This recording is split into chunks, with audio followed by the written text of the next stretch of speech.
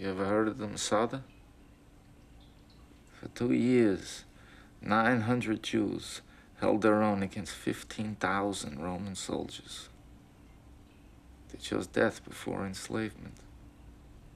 And the Romans, where are they now? You're looking at him, asshole.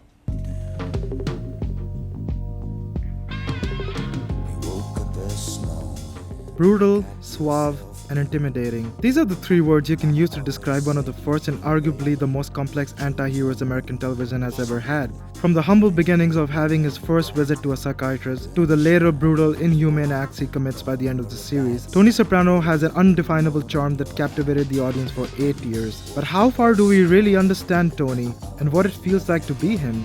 Tony was, and is, in every sense of the word, an embodiment of the American dream. Living with his loving wife and 2 beautiful kids, making more money than he could ever spend in his lifetime, and later on being the mafia boss of New Jersey, Tony Soprano had the whole world in the palm of his hand.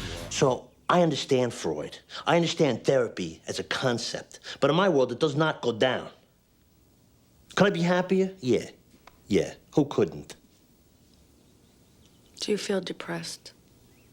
Slovenian author and philosopher Slavoj Žižek once talked about happiness and what it really means. He believes that the concept of happiness is arbitrary and unproductive in the long run. Humanity has the tendency to always shift to the next unattainable goal in life. Žižek gives a perfect example to illustrate this point. A man who has a steady, well-paid job, loving wife and kids could still feel unsatisfied unless he has a young mistress on the side. The mistress not only plays the role of quote-unquote a sense of danger in his life, but also a perfect case of false pretense of happiness. Once the wife finds out, she leaves him with the kids, and at the same time, the mistress probably also loses interest in him as well. This example clearly illustrates Tony Soprano's sense of loneliness. He seems depressed throughout the series because he knew somehow that the lust for power is a temporary refuge in this modern capitalistic society. Tony tries to fulfill his emotional gap that his mother left him by debasing his enemies from happiness as well. This could certainly mean torture and even murder on a regular basis. I guess that goes without saying, since he is a mafia boss. But how come we all secretly rooted for such a monster to succeed?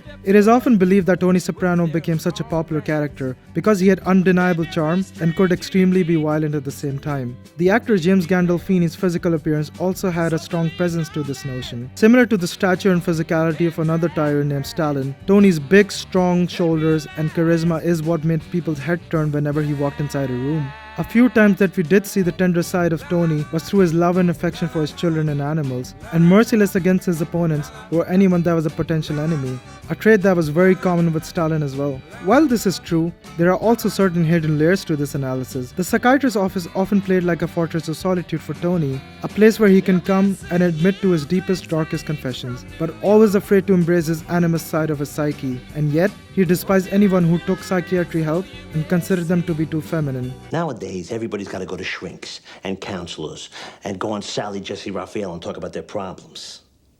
Whatever happened to Gary Cooper, the strong, silent type? Gary Cooper is a character that was mentioned by Tony throughout the series. The Golden Age Hollywood actor always played the ultimate depiction of what masculinity should be. He's tough, he's responsible, doesn't talk much, and gets the job done. This is the fictional personality that Tony always looked up to. Like the film High Noon, Tony wanted to face the convicts on his own terms, regardless if the town will back him up or not. In some ways, Tony also wanted to believe he was the sheriff of New Jersey, taking care of scumbags and filth by embracing to be one. But there is one key element that separated Tony to become the living embodiment of being the man. David Chase, the creator of the series, always admitted that the dynamic of mother and son conflict is the reason why he created the show. It is supposed to display the irony that no matter how strong or powerful Tony Soprano becomes, his childhood scars of never being embraced by his mother always repeatedly haunted him. His mother probably is the only character in the show that could actually bring fear inside his heart. This would mean that Tony is in need of therapy to become a better person, right? Actually, no. Tony channels his sense of escapism by believing that he needs therapy.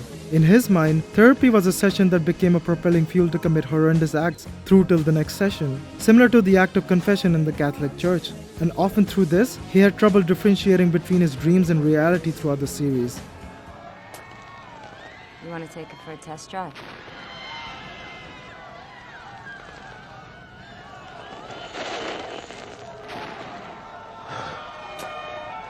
It is fairly obvious that Tony Soprano is confused with what happiness is. In ancient Greek philosophy, Aristotle once defined happiness as the activities of everyday life, and not the larger goals in life such as marriage, wealth, or honor. But on the other hand, Tony believed that happiness is attainable to the so-called happy wanderers. To him, happiness is something that you accidentally stumble upon. But he clearly showed contempt for people who considered to be one of those wanderers. I see some guy walking down the street, with a clear head. You know the type. He's always fucking whistling, like the happy fucking wanderer.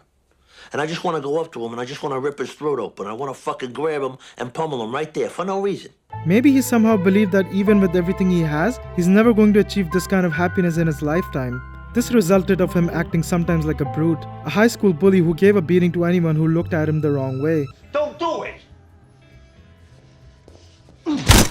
For Tony, his sense of happiness came from other people's misery, or anyone who dared to enter his claimed territory. What's up?